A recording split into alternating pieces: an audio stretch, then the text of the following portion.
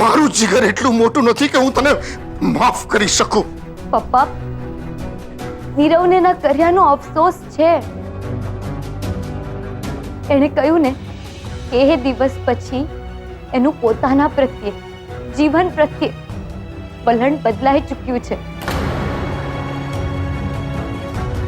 ખોટું છે, તદ્દન ખોટું છે. આપ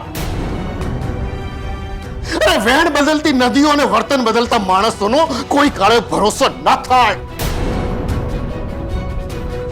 પાવાના ઝાડ ઉપર માત્ર ને માત્ર કાંટા આવે કિંજલ, ફૂલ નહીં. અંકલ,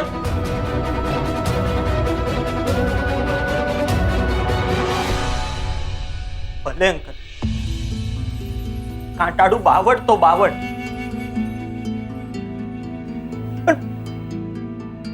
તમારા શબ્દોનો કે તમારા હાથે લાફો ખાધાનો મને કોઈ અફસોસ નથી. એનું કારણ કદાચ એ હોઈ શકે કે નાનપણથી જે પ્રેમ હું મારા પપ્પા પાસે જમતો તો એ પ્રેમ મને તમારા વર્તનમાં દેખાયો છે. પોતાના સંતાન માટે લડવું, ઝઝૂમવું, એના માટે સ્ટેન્ડ લેવું.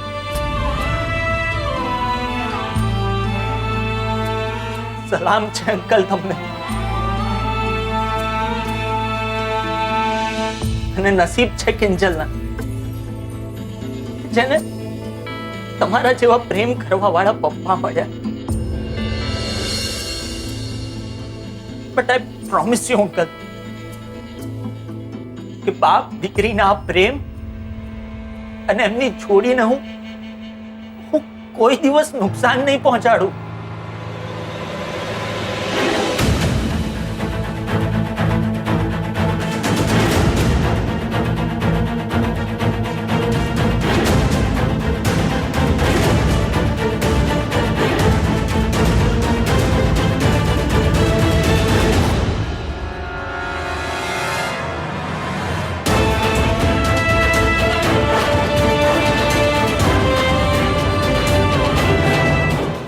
ચાલ ભાઈ, રેડી થઈ જા. વાળ બધું બરાબર છે.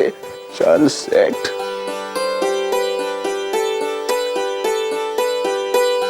જો કે આજે બહુ સેટિંગ કરવાની જરૂર નથી, કારણ કે કિંજલ અને એના પપ્પાની પોલીસ સ્ટેશનમાં જબરદસ્ત સેટિંગ થઈ ગઈ છે. એવા ફસાયા છે ને કે જેલમાં ખબર પડશે કે એકલા સ્વાભિમાનથી કંઈ નથી થતું. ખિસ્સામાં પૈસા અને મુઠ્ઠીમાં પાવર હોય ને તો આપણે દુનિયાને આપણી રીતે નચાવી શકીએ છીએ.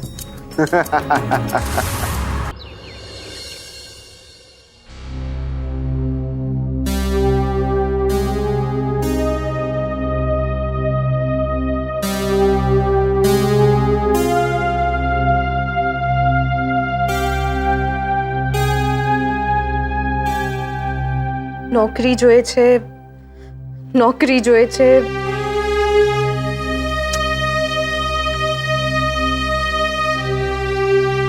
ગુલાબ ક્યાં ગયો હશે?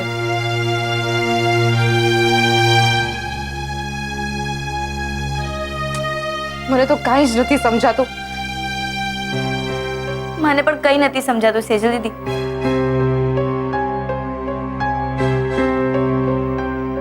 એક્ઝામ છે, મારે ભણવાનું છે, પણ આ ચોપડી ખોલું ને મને વિચાર આવે કે ગુલાબ ક્યાં ગયો હશે, શું કરતો હશે. મને તો આ ઘર જ પનોતી લાગે છે. અને કેમ ના હોય, પપ્પાજીના કમાયેલા રૂપિયા છે ને આમાં, અને એમનો જીવ પણ છે.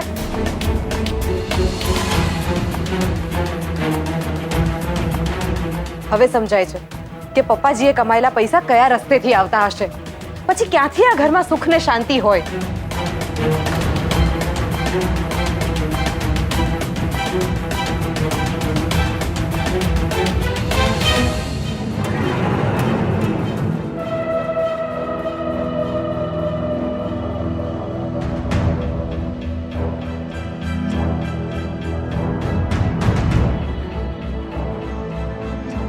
મને સમજાય છે ગુલાબના જવાથી બધાની હિંમત જવાબ દઈ ચૂકી છે અને હોઠ હસવાનું ભૂલી ગયા છે. પણ એમ કંઈ રડે રાખે થોડું ચાલશે. કિંજલ, તારે કંઈક તો કરવું જ પડશે.